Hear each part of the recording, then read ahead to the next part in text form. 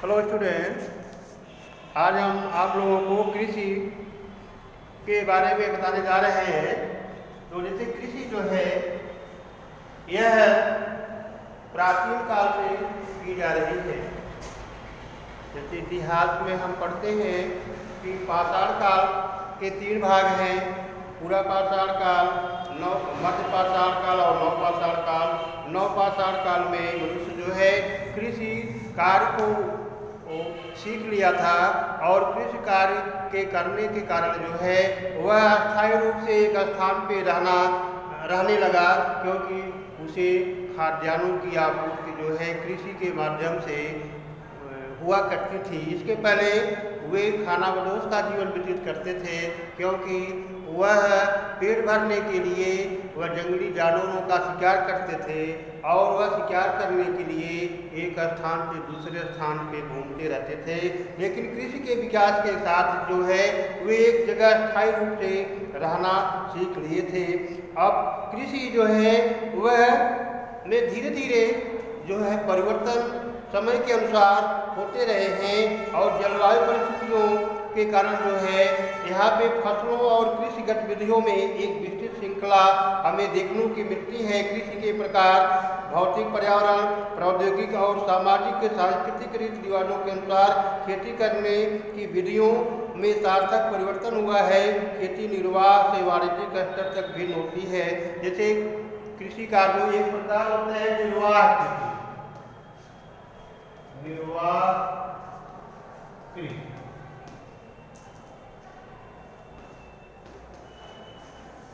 निर्वाह कृषि यह एक प्रकार की ऐसी खेती होती है जहाँ पे लोग अपनी खपत के लिए पर्याप्त फसलें पैदा करते हैं, न कि वाणिज्यिक प्रयोजन के लिए, माने अपने जीवन यापन के लिए केवल फसल को तैयार करते हैं। यह समुदाय परिवार के श्रमिकों की सहायता से की जाती है।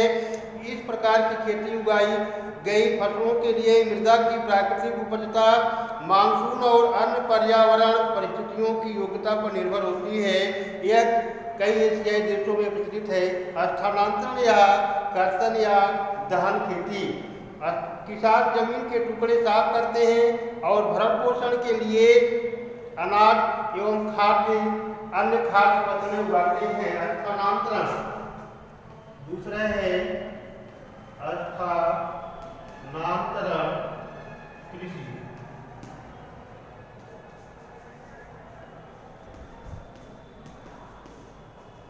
इसमें किसान जो है अपने निर्वाह के लिए क्या जमीन के टुकड़े को क्या करते हैं, साफ करते हैं और अपने भरण पोषण के लिए खाद्य फसलों को उगाते हैं। जब भूमि की उर्वरा शक्ति कम हो जाती है तो ये लोग जो है उस भाग को छोड़कर दूसरी जगह चले जाते हैं, फिर वही प्रक्रियाएं करते हैं। इस तरह से यह स्थानांतरित कृषि के अंतर्गत आता है। इसे झूमिंग कृषि भी कहा जाता है। इसे झूमिंग कृषि कहा जाता है। कर्तन के दहन और खेती के लिए प्रयोग किए जाने वाले नाम, जैसे भारत में जो है बेबार या झाम, पौंडू और गुरुआ करते हैं। मध्य अमेरिका में मिल्पा और वेनेजुएला में कोनको, मध्य अफ्रीका में मासोली, ब्राजील में रोका, इंडोनेशिया में लैंगांग, वियतनाम में रे और श्रीलंका में चेना के नाम से जाना जाता है। इसके बाद अगली खेती है गहन कृषि।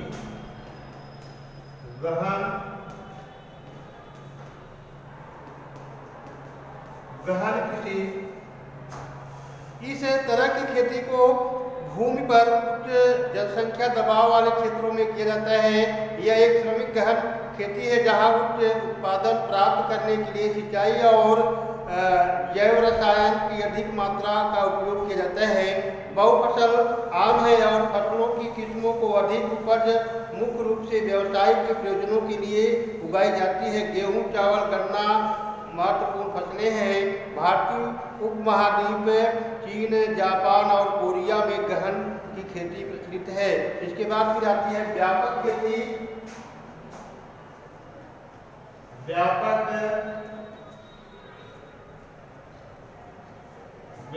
कृषि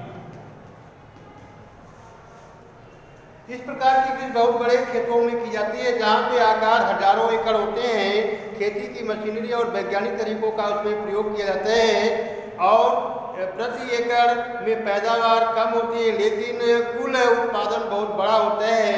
मुख्य गतिविधियों में गेहूं की कृषि और मवेशी पालन होते हैं। यह एक वाणिज्यिक कृषि है। संयुक्त राज्य अमेरिका, कनाडा, ऑस्ट्रेलिया और अर्जेंटीना की प्रेरी में यह प्रचलित है। इसके बाद फिर वाणिज्यिक कृषि आती है।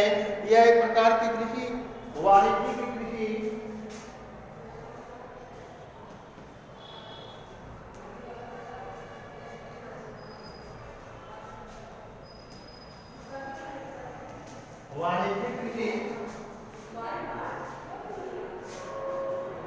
इस प्रकार की खेती का उपयोग विशेष उच्च उत्पादन और उत्पादकता प्राप्त करने के लिए आधुनिक तकनीकों की उच्च मात्रा जैसे उच्च उत्पादन वाली किस्में, बीज, रासायनिक उर्वरक, कीटनाशक और जीवाणुनाशक का उपयोग होता है। कृषि के व्यवसायीकरण की मात्रा एक क्षेत्र के दूसरे तक भिन्न होती है। उदाहरण के लिए चावल पंजाब और हरियाणा के लिए एक वाणिज्यिक फसल है, लेकिन उड़ीसा में यह निर्वाह की फसल है, माने बागान कृषि। इसके बाद आता है बागान कृषि।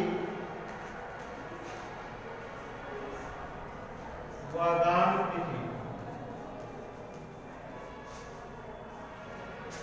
बागान कृषि भी एक प्रकार की वाणिज्यिक खेती है। इसमें एक बड़े क्षेत्र एक एकल फसल उगाई जाती है। बागान में उद्योग और कृषि का एक सम्मिश्रण है। बागान खेती की भूमि पे बड़े हिस्से पर किया जाता है, जहाँ पे पलायन करने वाले श्रमिकों की सहायता से पूंजीगत आदान का उपयोग किया जाता है। सभी उत्पादकों को संबंधित उद्योगों के कच्चे माल के रूप में उपयोग किया जाता है। क्योंकि उत्पादन मुख्य रूप से बाजार के लिए है, इसलिए बागान के क्षेत्रों में प्रसंस्करण उद्योगों और बाजारों से जुड़े संचार और परिवहन के एक सुदृढ़ विकसित जाल तंत्र और वृक्षारोपण के विकसित में महत्वपूर्ण भूमिका निभाते हैं। मलेशिया में रबड़, भारत में चाय और ब्राजील में कॉफी के पौधे बागान कृषि के प्रसिद्ध उदाहरण हैं। जैविक खेती, इसके बाद फिर मिश्रित खेती है। तो जैविक कृषि, यह कृषि महत्वपूर्ण प्रकार की होती है, जहाँ फसलों की पैदावार बढ़ाने के लिए रासायनिक उपयोगों के बदले में जो है। इसके बाद जैविक कृषि है। हम जैविक खादों का प्रयोग करते हैं, इसमें रासायनिक उर्वरकों का प्रयोग नहीं करते हैं। इसके बाद फिर डेयरी फार्मिंग है।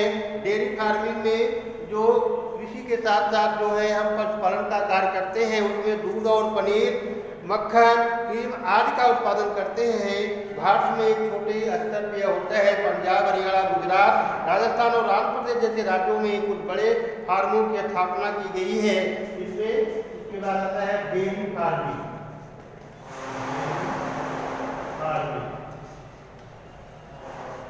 इसके बाद आता है ट्रक खेती और बागवानी। बड़े शहरों में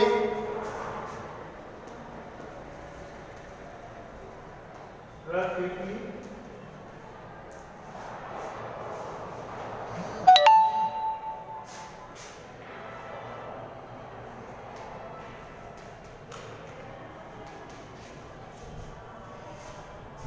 बड़े शहरों में, बाहरी इलाकों में खेत हर तरह के ताजा सब्जियों, फल और फूल का उत्पादन करते हैं, जो ट्रकों द्वारा शहरों को दैनिक आधार पर भेजे जाते हैं। मुख्य रूप से व्यावसायिक प्रयोजनों के लिए खेती की जाती है। फलों और फूलों की खेती को बागवानी के रूप में जाना जाता है। इस प्रकार की खेती पूरे विश्व में लोकप्रिय है, लेकिन विकसित देशों में विशेष रूप से की जाती है ट्रक खेती और बागवानी। इसके बाद फिर सहकारी खेती होती है। लाभ में आती है सहकारी खेती।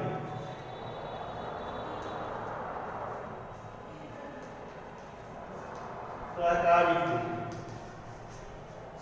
इस प्रकार की खेती उन लोगों द्वारा स्वेच्छा से की जाती है जो अपनी भूमि पर खेती के लिए सामूहिक और अन्य संसाधनों का उपयोग करते हैं। यह सहकारी आधार पर एक आपसी संयुक्त खेती गतिविधियां हैं। यह उन क्षेत्रों में लाभदायक है जहां पे लोगों के पास आर्थिक रूप से अव्यवहारीकरण भूमि के छोटे टुकड़े हैं। भारत में गुजरात, तमिलनाडु और महाराष्ट्र के किसान इस प्रकार की खेती को पसंद करते हैं। डेनमार्क, बेल्जियम और नॉर्वे, नीदरलैंड जैसे देशों में भी इस सहकारी खेती समितियों के द्वारा कृषि कार्य किया जाता है। इस प्रकार कृषि जो है यह हमारे जीवन के लिए महत्वपूर्ण है और हम इस संसाधनों के माध्यम से कृषि कार्य को पूरा